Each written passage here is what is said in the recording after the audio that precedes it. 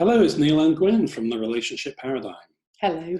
This is Isolationship Day 55. I thought it'd be good to follow up on our previous video, which was on the subject of intimacy and sex, and to talk about intimacy in slightly more mundane situations. Yeah, and where moments of intimacy can be perhaps introduced, or just giving you some pauses for thought to think about how you may be demonstrating or not demonstrating intimacy right now in your relationship. Yeah, and maybe one or two things which can help heal a rift between the two of you. So what's the topic today? The topic today is about the sofa. The sofa? What, like this one here? Absolutely. Okay, and what about the sofa can tell you about intimacy? Well, it's fascinating. When I see couples, they come and sit in my consulting room on the sofa. Okay. And just where they sit and the way in which they sit speaks volumes about where they are in their relationship. Okay, so what kinds of things do you see?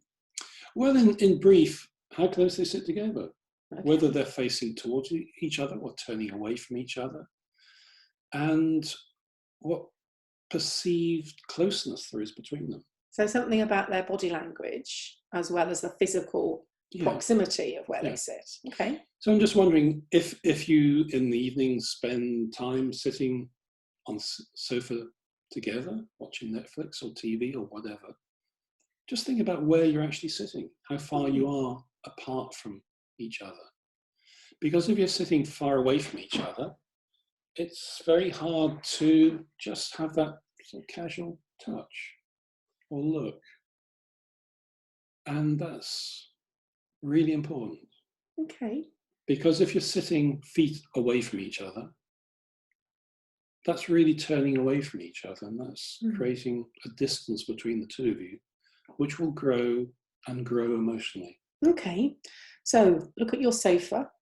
Where you're sitting. Notice where you're sitting, how close or apart you are, and experiment. Have a bit of fun with shifting around on the sofa and seeing if you can create some moments of intimacy.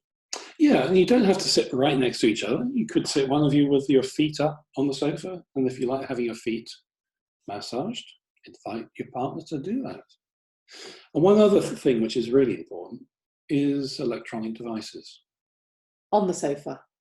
Yeah, I mean, when you're with the other person, if you're constantly looking at your phone, that's effectively saying to them, actually, my phone and whoever I'm talking to on my phone is more important than you. And we've done an awful lot to change that, haven't we? Because we noticed that it was starting to creep in. The phones were starting to come onto the sofa with us in the evening, and so now very consciously we leave them out in the kitchen. Yeah, which means you can watch whatever you're both watching rather than what's in your hand, and the opportunities for moments of intimacy between the two of you are significantly improved.